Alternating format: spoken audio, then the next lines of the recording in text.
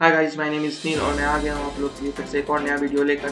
तो आज हम लोग बात करेंगे यूएस 2025 में जो प्रेसिडेंसी इलेक्शन होने वाले हैं उनके ऊपर। तो आइए शुरुआत करते हैं। अमेरिका के राष्ट्रपति जो बाइडेन ने रविवार 21 जुलाई को राष्ट्रपति पद का चुनाव नहीं लड़ने का अनाउंसमेंट किया। उनके इस फैसले के बाद दोबारा से उनके राष्ट्रपति बनने की चर्चाओं पर फुल स्टॉप लग गया। बाइडेन ने यह ऐलान ऐसे समय पर किया जब रिपब्लिकन पार्टी ने उम्मीदवार डोनाल्ड ट्रंप उनसे मजबूत कैंडिडेट के रूप में उभरते दिखे।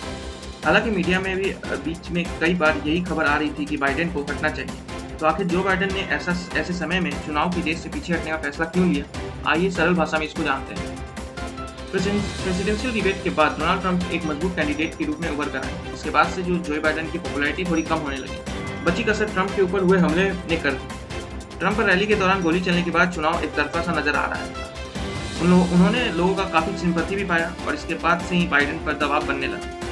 जो बाइडेन ने अभी राष्ट्रपति पद की उम्मीदवार के लिए उपराष्ट्रपति कमला हैरिस का नाम आगे बढ़ाया है। कमला हैरिस को इस समय ट्रंप को टक्कर देने वाला कैंडिडेट माना जा रहा है। 81 वर्षीय बाइडेन ने कहा है कि यह फैसला पार्टी के हित में लिया गया है। बाइडेन ने कहा है कि जनवरी 2025 में अपना कार्यकाल समाप्त होने तक राष्ट्रपति और कमांडर इन चीफ के रूप में अपनी भूमिका में बने रहेंगे और इस हफ्ते राष्ट्र को एड्रेस करेंगे।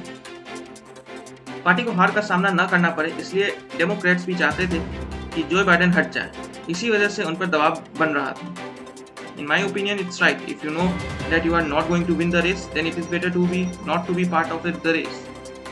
हालांकि राष्ट्रपति चुनाव से ठीक 4 महीने पहले पद छोड़ने के विचार के पूरी तरह खिलाफ थे, लेकिन उन्होंने रविवार को वही कहा जो कई डेमोक्रेट सुनना चाहते थे। अमेरिका के सबसे उम्रदराज राष्ट्रपति ने कहा कि मेरा मानना है कि मेरा पार्टी और देश के हित के लिए मैं पद छोड़ रहा हूँ।